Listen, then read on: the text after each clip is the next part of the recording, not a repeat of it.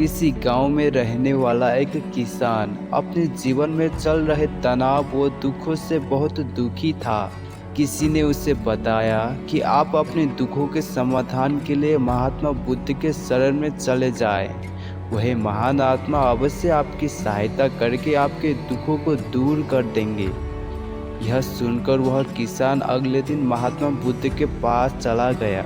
वह गौतम बुद्ध के पास पहुंचा और कहने लगा, हे महात्मा, मैं एक किसान हूँ और मैं अपनी जीविका चलाने के लिए खेती बाड़ी करता हूँ, लेकिन कई बार वर्षा न होने से फसल सूखे की भेंट चढ़ जाती है।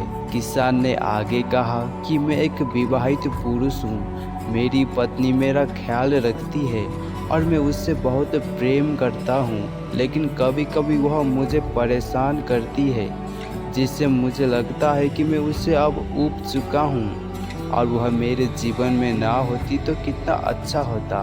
भगवान बुद्ध उस किसान की बातों को ध्यानपूर्वक सुनते रहे।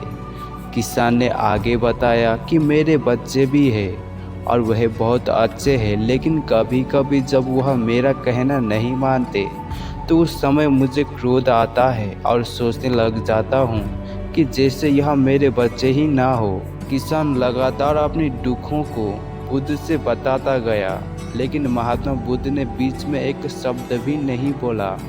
अंत में जब किसान के पास कोई समस्या नहीं रही तो वह चुप हो गया और मन हल्का करके बुद्ध के जवाब की प्रतीक्षा करने लगा।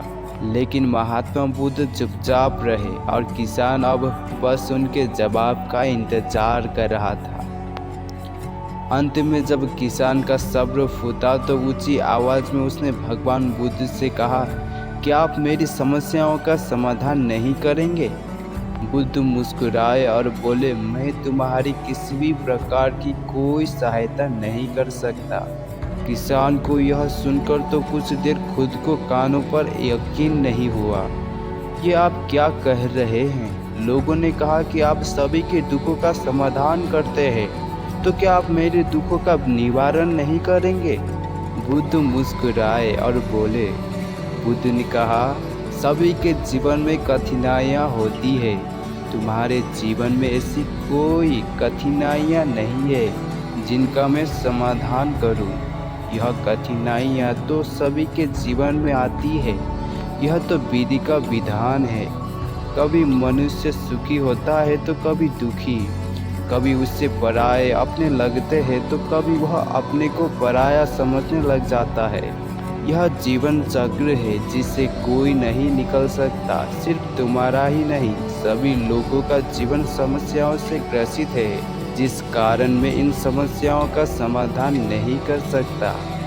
यदि किसी एक समस्या का मैं समाधान कर भी लूँ तो उसकी जगह कोई दूसरी समस्या उत्पन्न हो जाएगी। यही जीवन का कटु सत्य है।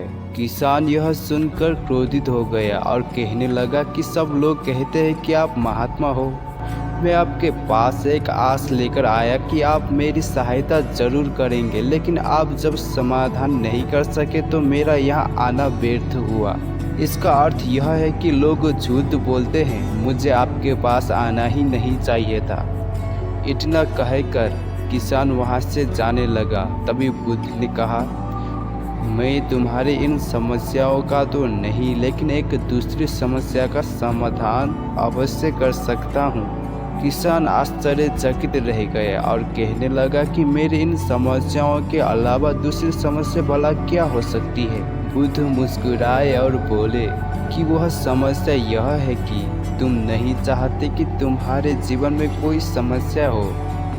इसी समस्या के कारण ही दूसरी कई समस्याओं का जन्म हुआ है। तुम इस बात को स्वीकार कर लो कि सिर्फ मेरा ही नहीं अपितु संसार में सभी का जीवन दुखों से भरा पड़ा है। तुम अपने आसपास तो देखो, क्या वह लोग तुमसे कम दुखी है? तुम्हें अपना दुख बड़ा लगता है और जो लोग तुम्हारे आसपास है उनको अपना दुख इस दुनिया में सभी को अपना दुख बड़ा लगता है, चाहे वो छोटा हो या बड़ा, लेकिन जिसके साथ हो रहा है उसको बड़ा ही लग रहा है। यदि तुम ध्यानपूर्वक देखोगे तो यह जीवन सुख दुख से भरा हुआ है।